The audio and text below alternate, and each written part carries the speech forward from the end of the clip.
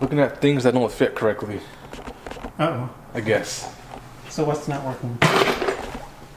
Well, notice this huge intake here now that I just mocked up.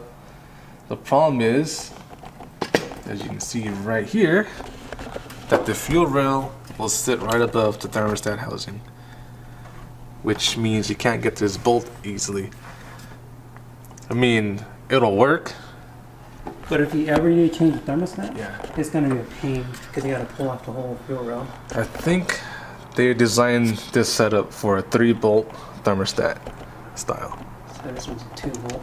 The 3-bolt, I think everything's like clocked, and so there's like 2 here and then 1 here, and this is like open.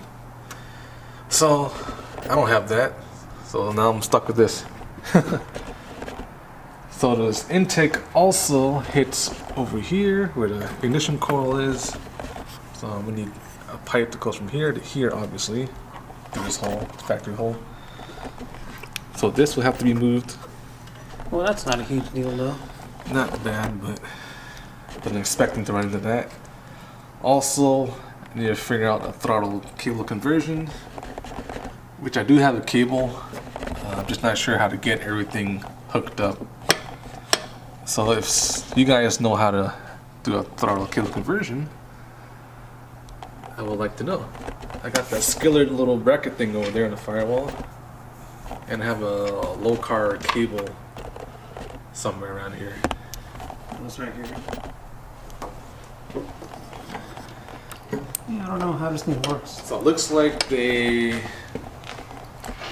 most people will have this stock rod that goes into the firewall, and this connects to the pedal, and then you have a cable that connects up to this part, and then you can move it like that. Just not sure how to get like what fittings I need, I guess. Someone help this guy out. What else is there? Well, that's basically it on things that don't really work as they should.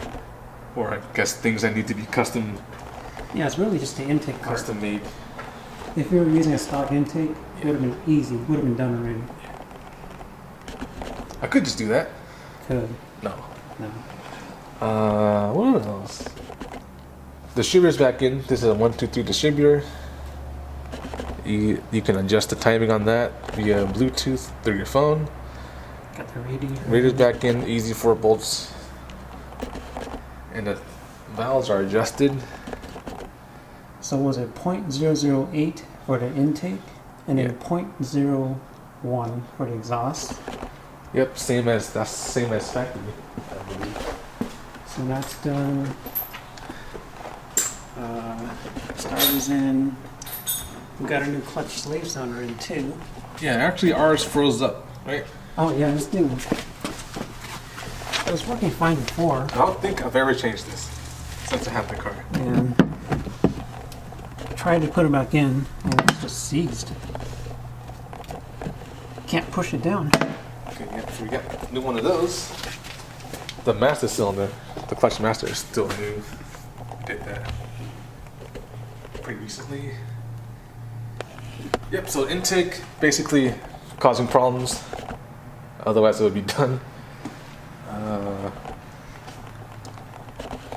Everything else is pretty much there. Still waiting on a gasket for a thermostat. Just a few little things here and there. The fuel rail or the fuel hose from here to here. So this one goes around, then you can filter.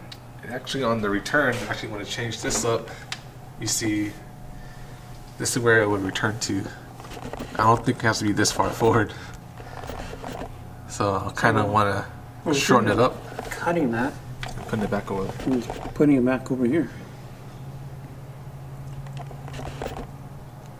Oh, these fuel injectors are some kind of Ford fuel injector, by the way. They're 14 mil. And it flows 440 cc.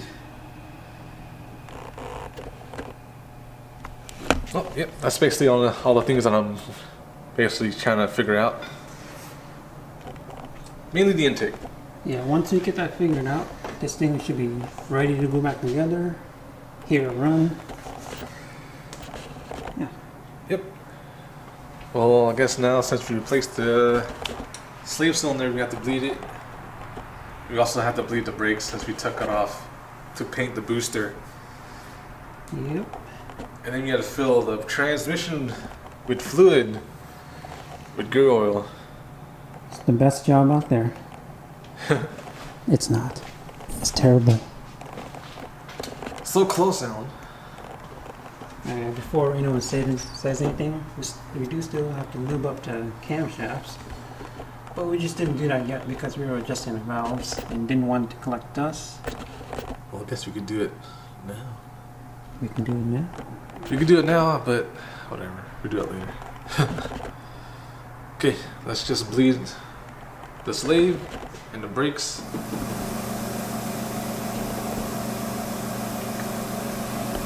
Damn, no funnel, boy. I was kind of close, actually.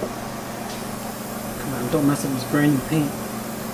Man, fluid's in, so now we can use our power bleeder. Oh yeah, we picked this thing up on top of the brake. It works really good.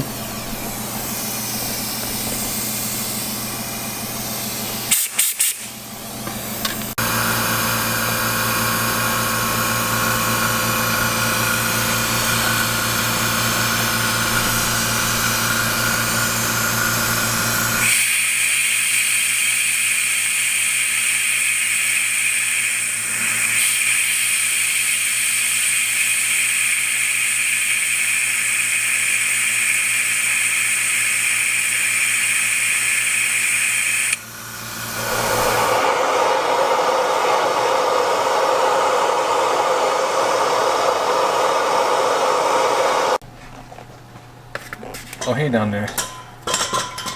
Hey. So that fill plug was super tight, huh? Dude, I have to put some heat on this thing. And then you kicked it. Then I kicked it. Fill plugs do not need to be that tight. Jeez. Okay, there you go.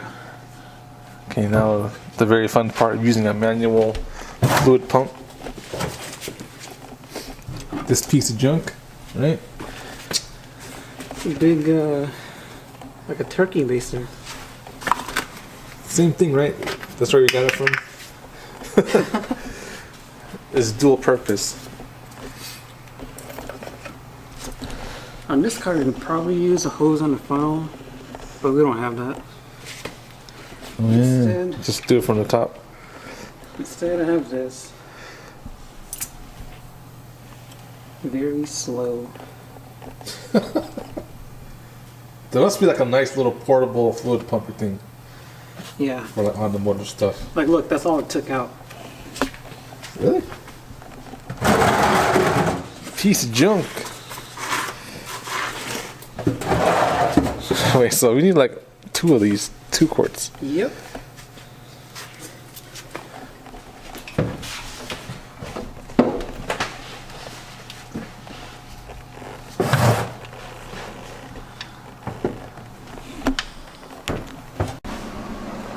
Okay, so the transmission is full of fluid now. Ready for a rip, huh? No. Damn. Far from it. Well, I guess we could put this valve cover on. Yeah. Well, just to cover up. Well, I guess we're done up here, huh? We are done. Still need to loop this up, but it's too cold. I want to go home. Yeah, there's like 30 something in this shop right now. I was taking off my gloves earlier, and that stung so bad. Like, taking off gloves, why would that hurt? So, yeah. We're going home. It's too cold. It is too cold. We don't have like a big shop heater thing. Okay. It's safe for now. Yeah, so... So next video, we'll tell you more things that we run into. I guess, I don't know. Hopefully by next time we figure out this intake. And... yeah. Intake. Damn you, intake. Stupid That looks intake. cool though. I wanted to see how it's going to sound. Yes. Big throttle body and velocity stacks. Boom. These runners are huge. They are huge. So it's also like a Little bell velocity mouth set. in there. Yeah, on every single runner. Little bell mouth. So it should sound Stack. similar to like ITBs. Yeah, ITB-ish. I had a 3 SGE beams in my old MR2 and had velocity stacks built into it. It sounded like ITBs, like legit ITBs. It made intake noises. That thing is sick. Well, anyways, Yeah, it's too cold here. We're gonna go. We're going home. We'll see you guys next time. Bye. Bye.